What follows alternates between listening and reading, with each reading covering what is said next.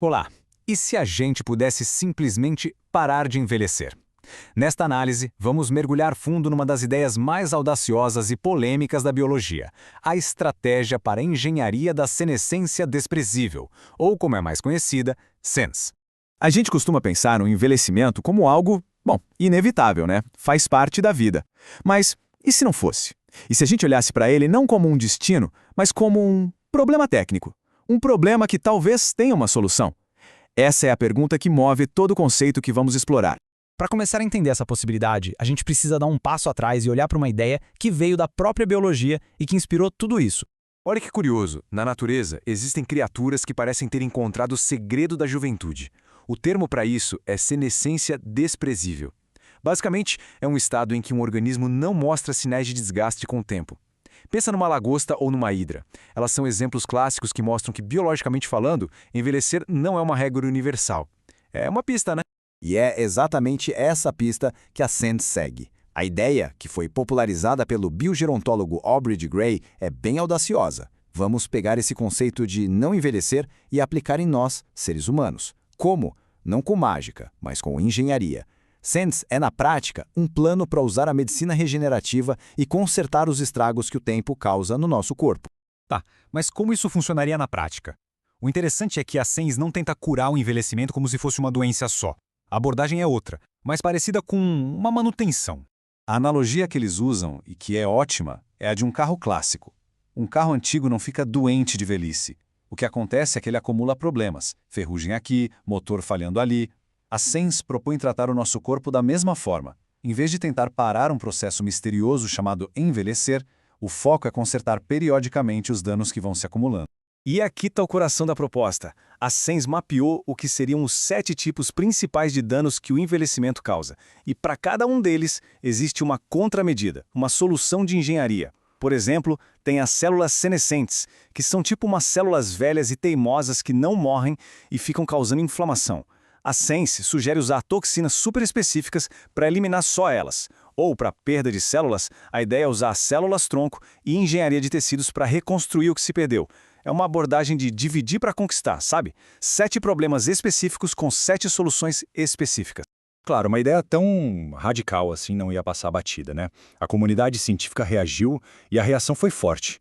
E, para ser sincero, bem cética. A briga aqui é fundamentalmente sobre a abordagem. De um lado, a ciência diz, a gente já sabe quais são os danos, então vamos focar em construir as ferramentas para consertar. É uma pesquisa focada no objetivo. Do outro lado, a ciência mais tradicional diz, calma lá, a gente ainda não entende o envelhecimento tão bem assim. Primeiro, precisamos de mais pesquisa básica para depois pensar em terapia. É uma diferença de filosofia mesmo. E esse ceticismo não era de uma ou duas pessoas, não. Esse número aí, 28, são 28 biogerontólogos de renome que, lá em 2005, assinaram juntos uma crítica pública bem dura à SENS. E essa citação do relatório deles diz tudo. Eles disseram que cada proposta da SENS era excepcionalmente otimista, dado o nosso atual estágio de ignorância. A palavra-chave aqui é otimista. Eles não disseram que era impossível, mas que era um salto tão grande, tão à frente do que se sabia, que parecia mais ficção científica do que um plano viável. Pois é, com esse clima de debate acalorado, o palco estava montado para um tipo de confronto público, uma tentativa de resolver essa questão de uma vez por todas. E quem entrou em cena foi ninguém menos que a Technology Review, a revista do MIT. Eles, em parceria com uma fundação cofundada pelo próprio criador da SENS, bolaram um desafio, com prêmio em dinheiro e tudo, para testar a validade da teoria. E olha só que interessante o desafio. O prêmio de $20 mil não era para quem provasse que a SENS estava errada. Não, a pessoa tinha que provar que a SENS estava tão errada que não era digna de um debate instruído, ou seja, que era basicamente pseudociência. A barra foi colocada lá no alto para os críticos. Então, o desafio rolou por mais ou menos 1 ano e meio. Começou com a publicação do artigo, depois o anúncio do prêmio. Eles receberam 5 propostas de cientistas tentando derrubar a SENS. E para julgar, montaram um painel de jurados de peso, que incluía até o Craig Venter, uma lenda da genética. O mundo da biologia do envelhecimento parou para assistir. E o resultado depois de toda essa expectativa foi um anticlímax. Ninguém ganhou.